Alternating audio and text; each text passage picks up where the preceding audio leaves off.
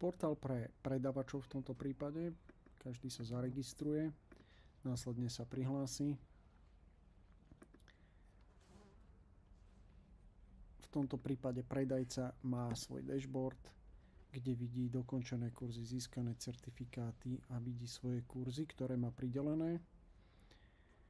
Následne v záložke kurzov vidí svoj progres a to, ako má pokračovať.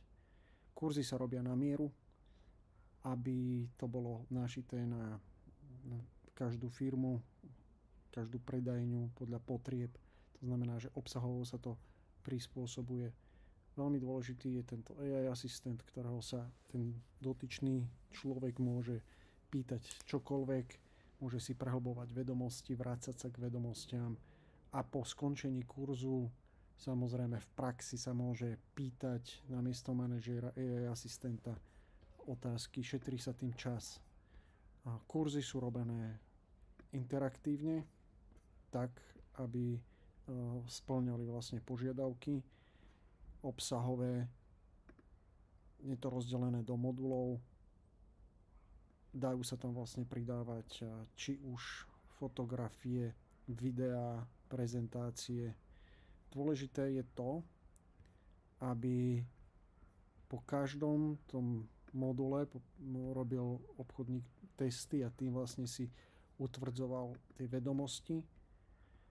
Ak odpovie nesprávne, tak sa mu ukáže vysvetlenie, ktorá je správna odpoveď, znovu, aby sme prehlbovali vedomosti.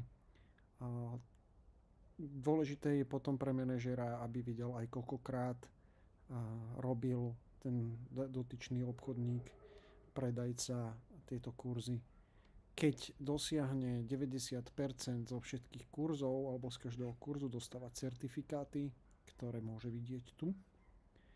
A v detaile vidí svoj progres, aké mal najlepšie skóre a či prešiel teda modulom a ktorými modulmi hlavne prešiel. Zaujímavá časť sú aj tieto checklisty. Každý máme aktivity, ktoré sú opakujúce, aby sme na niečo nezabudli a je dôležité, aby to mal každý po ruke, keď potrebuje. Ruka v ruke v praxi s AI asistentom je toto časť, ktorá je post-onboardingová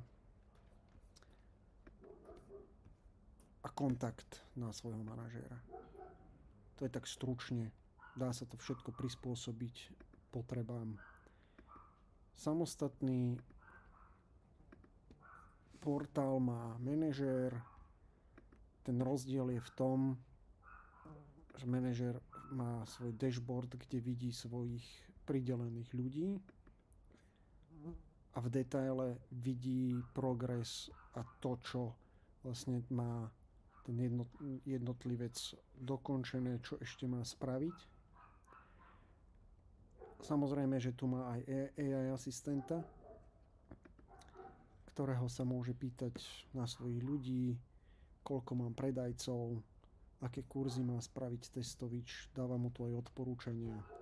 Ten AI asistent je spravený v tomto prípade upsellovo, to znamená, že každá otázka, ktorú dá obchodník, tak odpoveď je šitá na to, aby ho pozbudzoval AI asistent k ďalšiemu predaju a dá sa vlastne to napromptovať, nastaviť tak, aby to bolo v línii s hodnotami firmy a vlastne cieľmi firmy.